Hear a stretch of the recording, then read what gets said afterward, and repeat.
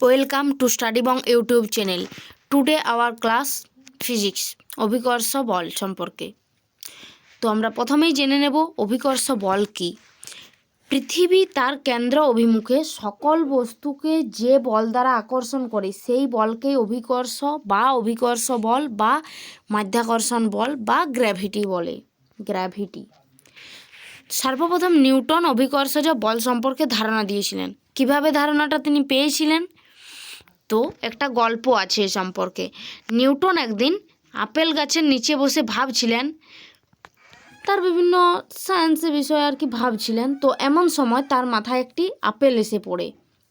যদিও নিউটনের নিজের বর্ণনা ছিল যে তিনি চিন্তার মেজাজে নিমগ্ন অবস্থায় আপেল পড়তে দেখতে পেয়েছিলেন। তো যাই হোক, তার মাথায় একটি আপেল এসে পড়েছিল। তো তখনই তার মাথায় এই প্রশ্নটা উদয় হলো যে আপেলটি কেন মাটিতে পড়লো, উপর দিকে কেন গেল না? এটা তো তখন সূর্যের দিকে যেতে পারে বা চাঁদের দিকে, উপর দিকে যেতে পারে, এটা কেন নিচে এসে পড়ছে? সবসময় ফল নিচেই কেন পড়ে? এইরকম তার চিন্তাভাবনা শুরু হয়ে গেল। তো এরকম চিন্তাভাবনা করতে করতেই কিন্তু তিনি বুঝতে পারলেন যে এটা অভিকর্ষজ বল বা মহাকর্ষ বল। তিনি একটা ধারণা লাভ করলেন। তো এই মহাবিশ্বে যে কোনো দুটি বস্তুর মধ্যে যে আকর্ষণ বল কাজ করে তাকে বলে মহাকর্ষীয় বল। আবার এই দুটি বস্তুর মধ্যে একটি যদি পৃথিবী হয় তখন এই বলকে কিন্তু অভিকর্ষজ বল বলে। অভিকর্ষজ বল মাধ্যাকর্ষণ শক্তি নামেও পরিচিত, যদিও বল ও শক্তি এক জিনিস নয়। সুতরাং অভিকর্ষ বল কি? মহাকর্ষ বলেরই একটি অংশ। বিশ্বে যে 4 প্রকার মৌলিক বল রয়েছে তার মধ্যে একটি মহাকর্ষীয় বল।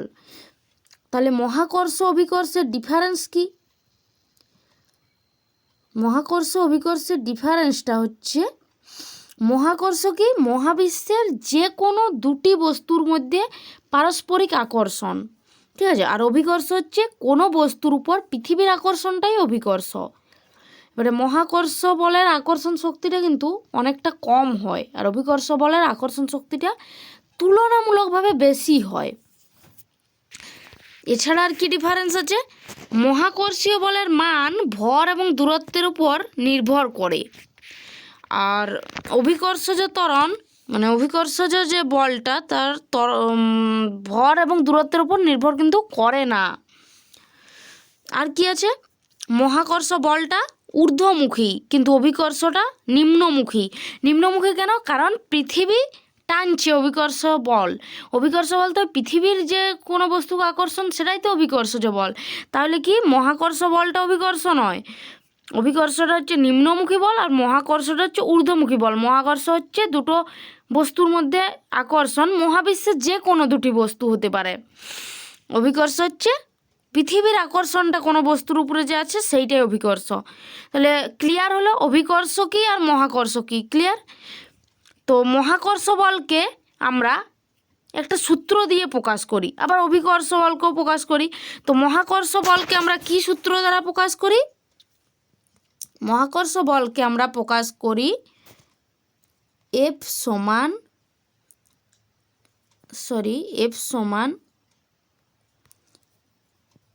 জি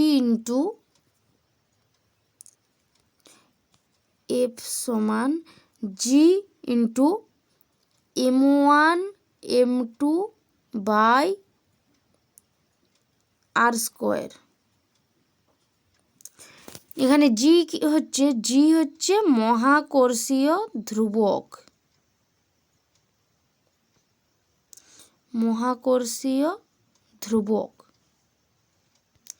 আর অভিকর্ষ বলকে আমরা কি দিয়ে প্রকাশ করি?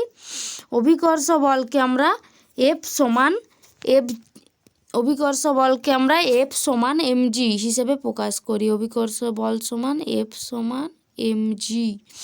এখানে জি কি? জি হচ্ছে অভিকর্ষ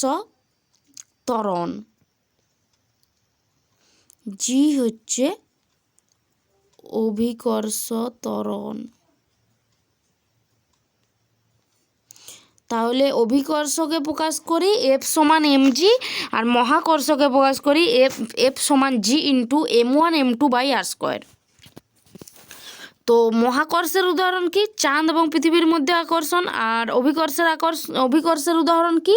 একটি পাথর যদি উপর দিকে ছুঁড়া হয় তাহলে সেটি পৃথিবী পৃষ্ঠের মধ্যাকর্ষণ বলের জন্য নিচের দিকেই পড়ে। ঠিক আছে, তো নেক্সট এরপর আমরা কি জানবো? বল প্রযুক্ত হলে বস্তুর ত্বরণ হয়। অভিকর্ষজ বলের প্রভাবে কোনো বস্তুর বেগ বৃদ্ধির হারকে অভিকর্ষজ ত্বরণ বলে। অভিকর্ষজ ত্বরণকে আমরা কি দিয়ে প্রকাশ করি? ছোট হাতের জি দিয়ে।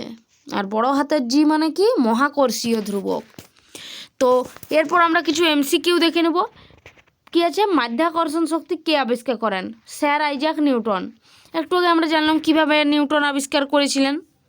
তো এখানে আমরা আরেকটা জিনিস জানবো, নিউটনের মহাকর্ষ সূত্রটা কি? নিউটনের মহাকর্ষ সূত্রটা ছিল, এই মহাবিশ্বের প্রতিটি বস্তু কণা একে অপরকে নিজের দিকে আকর্ষণ করে এবং এই আকর্ষণ বলের মান বস্তু কণাদ্বয়ের ভরের গুণফলের সমানুপাতিক। এদের মধ্যবর্তী দূরত্বের বর্গের ব্যস্তানুপাতিক এবং এই বল বস্তুদ্বয়ের কেন্দ্র সংযোজক সরলরেখা বরাবর ক্রিয়া করে। তো আমরা নেক্সট কোশ্চেন দেখে নেব। চাঁদে একটি বস্তুর ওজন পৃথিবীর ওজনে কত? 1/6 ভাগ। 1/6 ভাগ, 6 ভাগের 1 ভাগ। পৃথিবীর ঘূর্ণনের গতি বাড়লে নিরক্ষরেখায় বস্তুর ওজন কি হবে? কমবে।